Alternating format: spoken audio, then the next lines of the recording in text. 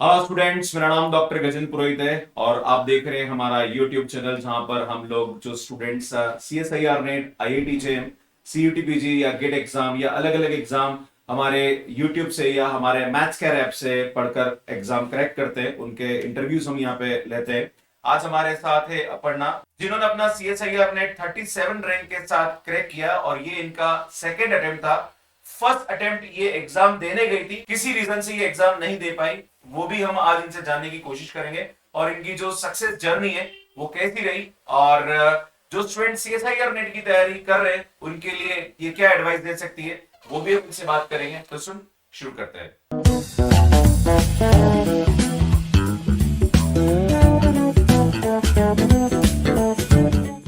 अपर्णा जी, स्वागत है आपका बहुत बहुत हमारे इस सेशन के अंदर। और सबसे पहले मैं आपसे जानना चाहूंगा आपकी पर्सनल इंफॉर्मेशन और आप कैसे आपने CSIR नेट की एग्जाम की तैयारी शुरू करी। Sir, first of all, so thank you so much, sir, for this act talk. Sir, as you know, my name is Aparna Rai. मैं यहाँ शाहजहांपुर यूपी से ही मैंने BSc MSc किया अपने near by college GF college से। जी। And sir, मेरे एक relative ने मुझे नेट एग्जाम के बारे में बताया था, तो उस समय तो कुछ ऐसा खास पता नहीं था। फिर मैंने आपकी वीडियोस वगैरह सर्च की यूट्यूब पे और उससे मुझे इन सब नेट के बारे में बढ़िया पता लगा सब कुछ। और फिर वैसे ही मैथ्स किया, ज्वाइन करके सब प्रिपेयर किया। अच्छा, अपर्णा जी, ये आपका सेकंड अटेम्प्ट था, तो फर्स्ट अटेम्प्ट में क्या इशू आया था, मतलब क्यों आप एग्जाम नहीं दे पाई थी। सर, मेरा फर्स्ट अटेम्प्ट तो सर लास्ट दिसंबर में था जी। और उस समय सर थोड़े फैमिली इश्यूज वगैरह थे। मैं नहीं दे पाई, मतलब पहुंच नहीं पाई सेंटर पे, 2 मिनट लेट हो गई थी। तो अच्छा। वहां पे उन्होंने मना कर दिया एग्जाम कि अब आप नहीं दे सकते। उन्होंने कुछ अपने हेड वगैरह को कॉल करके भी कहा कि बच्ची आई है दूर से और उसे एग्जाम देना है। बट सर मना हो गया, मतलब सब एग्जाम स्टार्ट हो गया था। तो टेक्निकली देखा जाए तो ये आपका फर्स्ट अटेम्प्ट था। हाँ जी सर, हाँ जी सर। ओके। तो अपर्णा जी, जब आपने MSc, आई थिंक आपने MSc कंप्लीट कर ली शायद, है ना। हाँ जी सर, हाँ, 2020 में। तो आपने MSc कंप्लीट करने के बाद नेट का एग्जाम की तैयारी करी, तो आपको कोई चैलेंजेस आया कि लाइक आप एग्जाम की तैयारी शुरू कर रहे हैं एंड देन कहीं ना कहीं आप जब तैयारी कर रहे होते तो बहुत सारी चीजें यहाँ पे होती है, शॉर्ट नोट्स कैसे बनाना, प्रीवियस ईयर क्वेश्चंस को देख के, तो लाइक क्या क्या आपको फियर्स थे उसके बारे में थोड़ा बताइए। सर, मुझे पहली बात, कोई भी टॉपिक अच्छे से नहीं क्लियर था। जी। कुछ भी जैसे पता नहीं था, सब कुछ न्यू न्यू था। इतने कंसेप्चुअल तरीके से हम लोगों को पढ़ाया नहीं जाता है जी। कॉलेजेस में अच्छे तरीके से, या कुछ नेट के बारे में भी कुछ भी नहीं मुझे इन्फॉर्मेशन थी। तो शॉर्ट नोट्स वगैरह तो सर बहुत बात की बात है, स्टार्टिंग में तो मुझे टॉपिक क्लियर करने में ही टाइम लग गया। जी। लगभग 3 to 4 मंथ्स तो इसी में गए मेरे। फिर मैंने धीरे धीरे शॉर्ट नोट जैसा आप बताते थे कंसिस्टेंटली पढ़ाई करना, ये सब तो सब स्टडीज के दौरान था। और घर में रहने पे भी सर बहुत सी प्रॉब्लम्स फेस करनी पड़ती है, ऐसे कोई रिलेटिव आ रहे हैं या घर का कोई काम है इस टाइप से। तो उन सबको भी मैनेज करके चलने में थोड़ी प्रॉब्लम होती थी। बट कंसिस्टेंटली करने से, आपकी गाइडेंस की वजह से सब कुछ अब क्लियर हो गया। अपर्णा जी, एक और मेरा प्रश्न ये है कि जैसे आपने बताया कि आपके इतने अच्छे कंसेप्ट क्लियर नहीं थे और आपने जब एग्जाम की तैयारी करी तो लाइक आप कैसे पढ़ते, जैसे मैं मान लीजिए मैं कोई क्लास ले रहा हूँ, उसके बाद कुछ चीज ऐसी होती है जो इंस्टेंट क्लास में समझ में नहीं आती है ना, उसको वापस कहीं ना कहीं आपको देखना पड़ता था, राइट। या आपको कोई पर्टिकुलर फार्मूले में आपको समझने में दिक्कत आ रही है तो आप कैसे उसको वापस लाइक समझती थी और करती थी। Yes sir. पहली बात, कोई भी टॉपिक आपको जरूरी नहीं कि एक बार में ही समझ में आ रहा हो। जी। बहुत से टॉपिक होते हैं जो हमें फर्स्ट टाइम में नहीं समझ में आते हैं, जी। तो हम रिकॉर्डेड लेक्चर्स उसके देख के उसे समझ सकते हैं। फिर भी नहीं समझ में आ रहे तो आप ग्रुप में बच्चों से पूछ सकते हो, आप बताते हैं, आप सबको सॉल्व कराते हैं, आपकी कॉम्बेट्स होती हैं।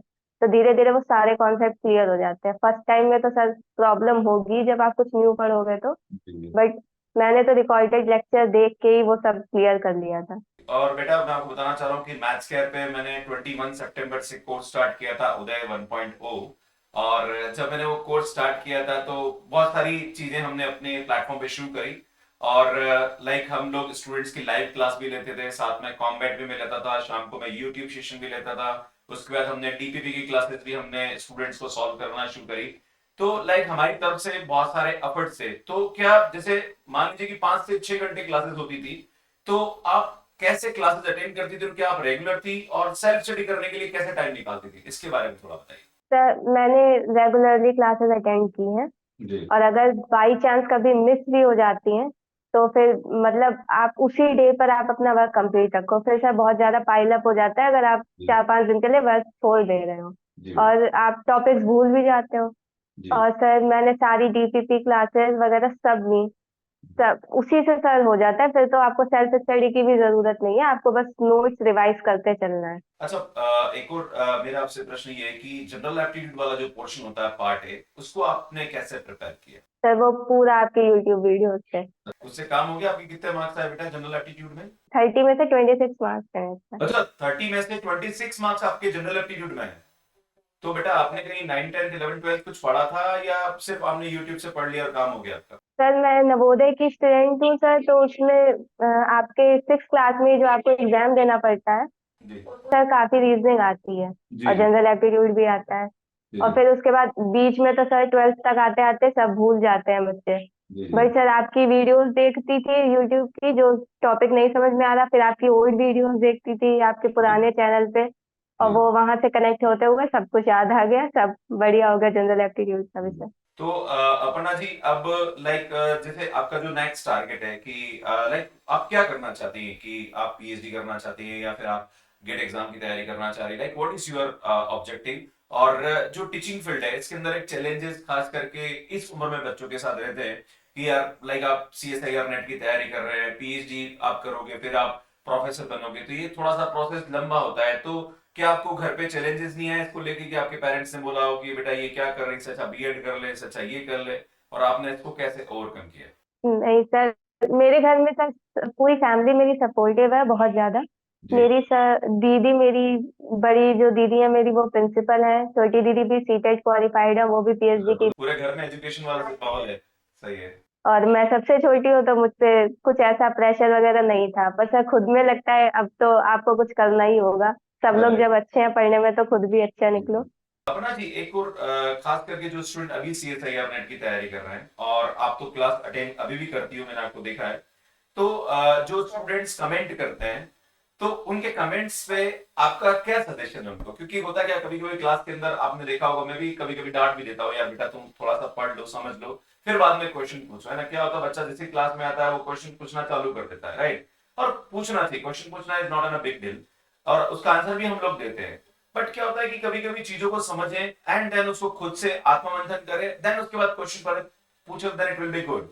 तो बहुत सारे बच्चों की जो क्यूरियोसिटी होती है क्लास के अंदर, तो खैर आपको भी रही होगी जब आप अपनी नेट एग्जाम की तैयारी कर रही होंगी, तो आपका क्या सजेशन उनके लिए, क्योंकि आप मुझसे पढ़ी हैं, तो then you can give them suggestion. Sir पहले बच्चों के इतने ज्यादा क्वेश्चन इसलिए होते हैं, अपना माइंड वो लोग यूज ही नहीं करना चाहते, वो सोचते हैं कि सब कुछ सर बता देंगे और मैं एकदम से वही सब याद करके और निकाल लूंगा बस नेट। जी। आपको करने के लिए सर की गाइडेंस जरूरी है, पर आपको अपना भी कुछ इनपुट देना होगा, जी। सब कुछ उधर से ही नहीं आता है। हाँ तो जी। सर मेरा तो बस यही है कि सर फेल लोग इसलिए नहीं हो रहे हैं क्योंकि उनके पास रिसोर्सेज नहीं है या नॉलेज नहीं है, वो इसलिए फेल हो जा रहे हैं क्योंकि वो क्विट कर दे रहे हैं। जी। सब लोग एक लर्निंग का सबका मतलब ग्रेजुअली सब कुछ होता है सर, धीरे धीरे मेरे साथ भी टाइम लग गया, पूरा 1 ईयर लग गया, एक अटेम्प्ट छूट भी गया, बहुत ज्यादा डिमोटिवेट हुई थी मैं उस टाइम। बस अब धीरे धीरे जब सर आप आगे बढ़ जाते हैं तो फिर पीछे की चीजें सारी खत्म होने लगती हैं धीरे धीरे। अच्छा अपर्णा जी, आपने जैसे बोला कि फर्स्ट अटेम्प्ट दिया और मैं गई थी पर एग्जाम में एपीआर नहीं हो पाई, तो कहीं ना कहीं एक स्टूडेंट 6 महीने तक एग्जाम की तैयारी कर रहा है और वो लास्ट टाइम पे उसको ये पता पड़ता है कि वो एग्जाम में एपीआर नहीं हो पा रहा है। मुझे लगता है कि एग्जाम देने के बाद फेल होना और एग्जाम दे ही नहीं पाना, मुझे लगता है जो एग्जाम नहीं दे, तैयारी करने के बाद नहीं दे पा रहा, उसका ज्यादा लाइक डिमोटिवेशन होता है। भाई आप एग्जाम दे के फेल हो गए हो तो देन थोड़ा कम रहता है कि चलो यार मेरी तैयारी थोड़ी कम थी। तो मुझे लगता है कि ये फेज आपके लिए बहुत चैलेंजिंग रहा होगा। तो ऐसे बहुत सारे स्टूडेंट हैं जिन्होंने सीएसआईआर नेट का फर्स्ट अटेम्प्ट दिया या फिर सेकंड अटेम्प्ट दिया और वो अच्छा नहीं कर पा रहे। तो लाइक आपने अपना जो ये वाला फेज है कैसे हैंडल किया, और आप उनके लिए क्या सजेशन देना चाहेंगी? सर मैं बस ये कहना चाहूंगी कि आपको क्विट कभी नहीं करना है। मतलब कामयाबी मिलेगी, थोड़ा लेट में मिलेगी, सक्सेस थोड़ा लेट ही आती है, अगर ज्यादा बड़ी आने को होगी तो आपको थोड़ी देर शांत बैठना है, अपने बारे में सोचना है आपको करना क्या है। अगर आप चाहते हो, रियल में चाहते हो, आप ऑनेस्ट हो अपने पढ़ाई को लेके, कंसिस्टेंट हो, और आपको लगता है कि आप कर सकते हो, तो सर हो जाएगा धीरे धीरे। क्विट कभी नहीं करना, कंसिस्टेंट रहना ही है। और बाकी तो सर आप गाइड करते ही हैं, जी। उससे फिर डीमोटिवेट होने का तो सवाल ही नहीं उठता। हाँ, और हमारी क्लास में ऐसा क्या आपको अच्छा लगा, लाइक आपने हमसे कोर्स पढ़ा है, और मुझे लगता है कि बहुत सारे बच्चे, इस इंडिया का हम लीडिंग ऑनलाइन प्लेटफॉर्म है जहाँ पर CSIR नेट मैथ्स की तैयारी करने वाले, आज हमारे पास काफी सारे स्टूडेंट हैं जो एग्जाम की तैयारी कर रहे हैं। तो लाइक क्या आपको अच्छा लगता है हमारे प्लेटफॉर्म पे कि सर यार ये चीजें हमारी आपके प्लेटफॉर्म पे हमें अच्छी लगती है, जो बच्चों के नॉलेज के और इनके एग्जाम क्रैक करने के लिए हेल्पफुल होती है। सर जो आप टॉपिक्स करा रहे हैं, मतलब आप 90% तक उसमें से ही आता है एग्जाम में। जी। मैं तो रेगुलर स्टूडेंट रही हूँ, तो मुझे कहीं भी ऐसा नहीं लगा कि हाँ ये चीज आपने नहीं पढ़ाई होगी। जी। सब कुछ वहीं से आ रहा है, आपकी डीपीपी क्लासेस, कॉम्बैट सीरीज, और जो भी आप लाइव क्लासेस लेते हो प्लस की, सर वो सब अगर बच्चा देखे एकदम कॉन्टिन्यूअसली, सब कुछ बढ़िया से पढ़े, तो उसका हो जाएगा। सर किसी बुक वगैरह की भी जरूरत नहीं पड़नी है। मैंने तो सर आप ही की बुक्स ली थी, और उससे ही क्लियर हो गया कॉन्सेप्ट। बच्चों को सर ये डर रहता है कि मैं ढेर सारी बुक्स पढ़ूंगा या पढ़ूंगी तो उससे मैं निकाल लूंगी, इस एजुकेटर की उस एजुकेटर की बुक। सर वो सब दिमाग से निकालना होगा, ज्यादा बुक्स पढ़ने से कुछ भी नहीं होता।